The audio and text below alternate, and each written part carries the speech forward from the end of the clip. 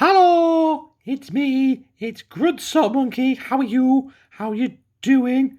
Welcome along to my new series. I have a new series to start today, following on in the traditions of Letters of Food and Letters Around the World. Welcome to Letters of Sport.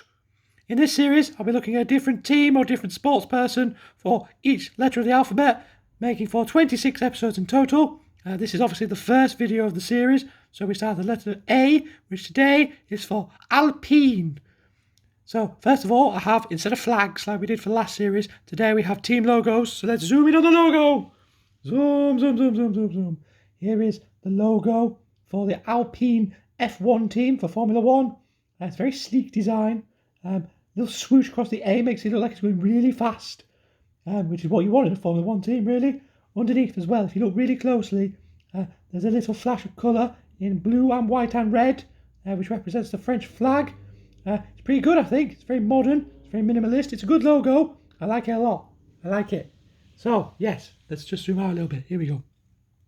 So, Alpine is a Formula 1 team, as I've just mentioned. They enjoyed their first season in the sport in 2021 after taking over as the main name for the pre-existing Renault team. This is why they are French. Alpine itself is owned by Renault. The team was rebranded to promote this brand, as Alpine will concentrate on today rather than Renault's history in Formula 1. So you may be surprised to learn that Alpine have been involved in Formula 1 once before. In 1968, the Alpine A350 car was built, but after initial testing at Zandvoort, which is a circuit in the Netherlands, the engine was found to only produce around 300 horsepower compared to the 400 horsepower that was produced by similar engines made by Cosworth. So the project was ultimately scrapped. Now we fast forward to 2021, because the Alpine name wasn't mentioned since. Alpine's first official participation in Formula 1, they signed two-time world champion Fernando Alonso to replace the outgoing driver Daniel Ricciardo. And then the other seat was filled by Esteban Ocon, who was the driver with Renault the year before. In the first race of the season, Alonso was forced to retire his car due to debris that ended up in his car that caused it to overheat, while Ocon was involved in a collision with Sebastian Vettel and only finished 13th. So not a very good start, but for the rest of the season they were relatively successful, with at least one of their drivers finishing in the top 10 and then scoring points in every race.